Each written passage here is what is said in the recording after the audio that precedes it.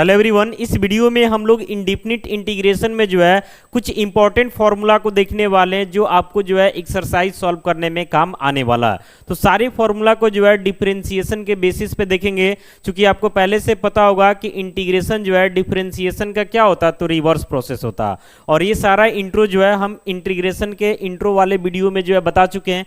एक बार शॉर्टकट में बताते हैं और उसके बाद जो है काफ़ी सारे फार्मूला को जो है इस वीडियो में हम लोग देखने वाले हैं। कंसंट्रेट होकर देखते रहिएगा। तो आइए पहले कुछ बेसिक बता देते हैं, देन हम लोग फॉर्मूला में आएंगे।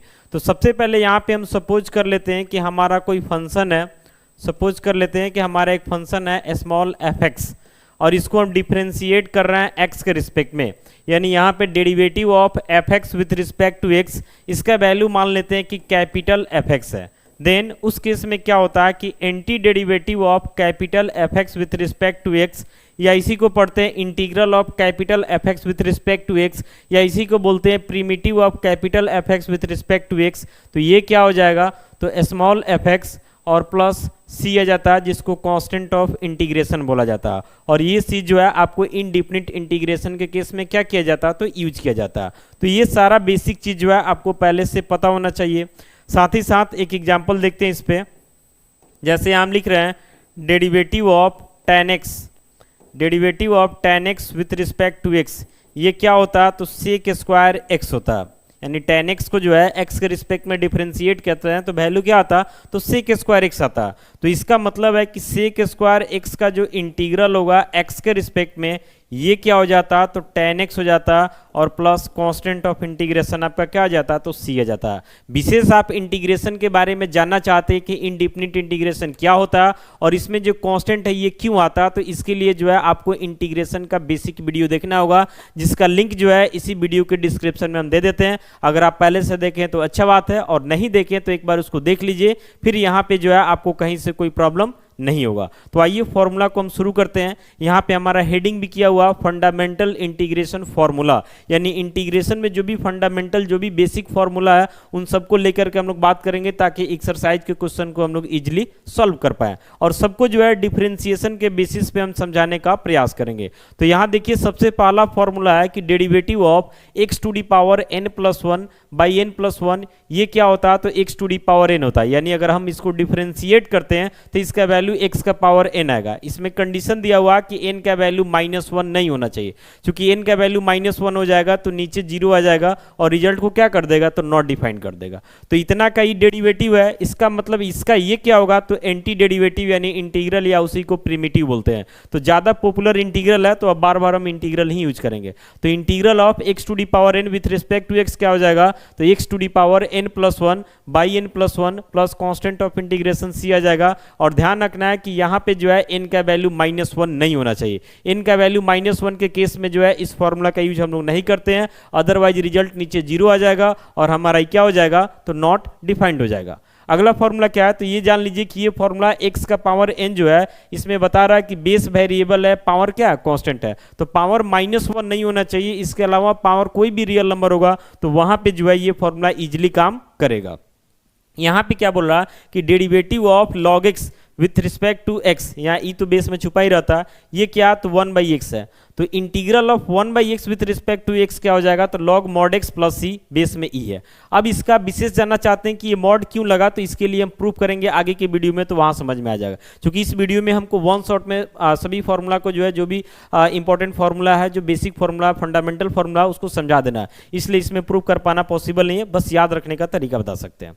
यहाँ पे बोल रहा है derivative of e to the power x with respect to x, ये क्या होता है, तो e to the power x होता है। मतलब integral of e to the power x with respect to x क्या हो जाएगा, तो e to the power x plus constant of integration c हो जाएगा।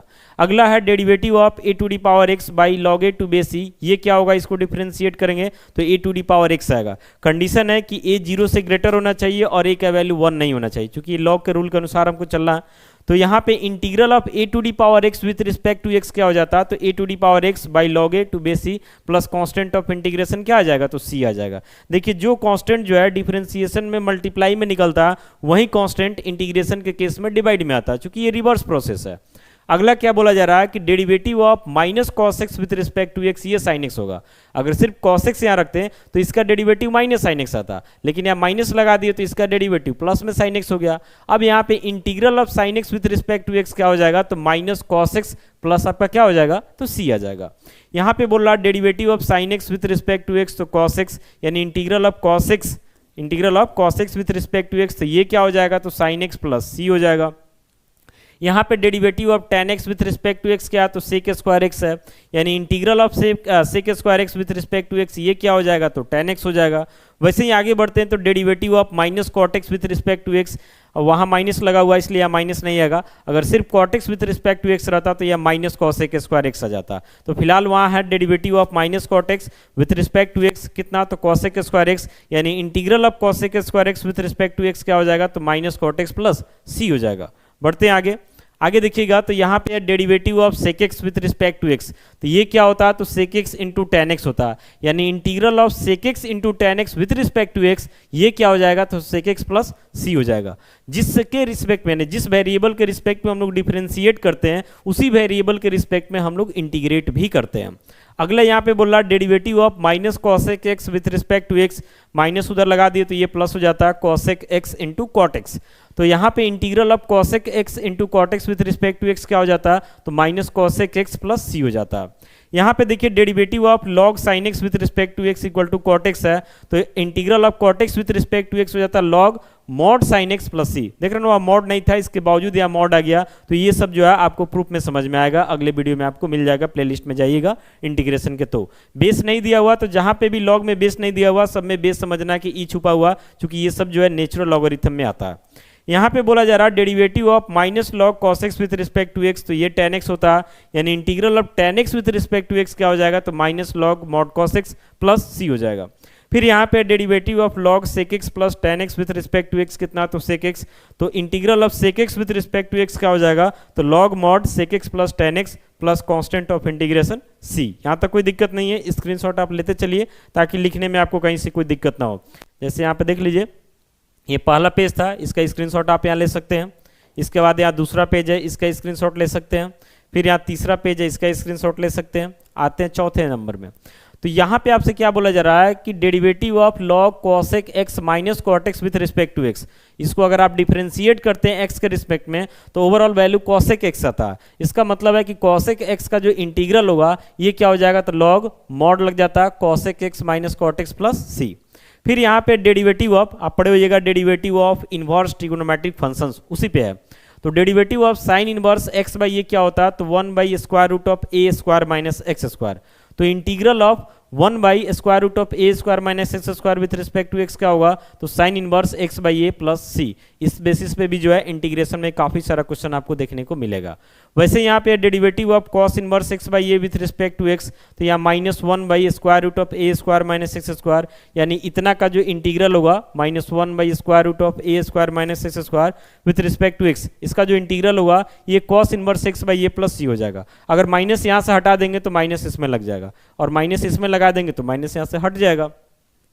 वैसे यहाँ पे है derivative of 1 by a tan inverse x by a कितना, तो 1 by a square plus x square, यानी integral of 1 by a square plus x square with respect to x क्या हो जाएगा, तो 1 by a into tan inverse x by a plus constant of integration c. Screenshot ले सकते हैं आप। बढ़ते हैं अगले पेज में, तो यहाँ पे बोला जा रहा है derivative of 1 by a cot inverse x by a with respect to x, तो minus 1 by a square plus x square. तो वैसे ही इसका एंटी डेरिवेटिव यानी इंटीग्रल ये हो जाएगा।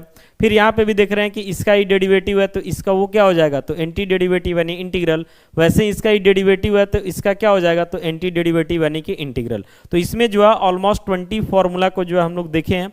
इसके अलावा और भी कंसेप्ट आपको आगे मिलेगा, लेकिन इतना सारे फॉर्मूला का यूज करके जो है इंटीग्रेशन में काफ़ी सारे क्वेश्चंस को जो है हम लोग सॉल्व आउट कर सकते हैं। तो उम्मीद करते हैं कि ये वीडियो आपके लिए यूजफुल होगा। बाकी मिलते हैं ऐसे ही अगली वीडियो के साथ। Thank you.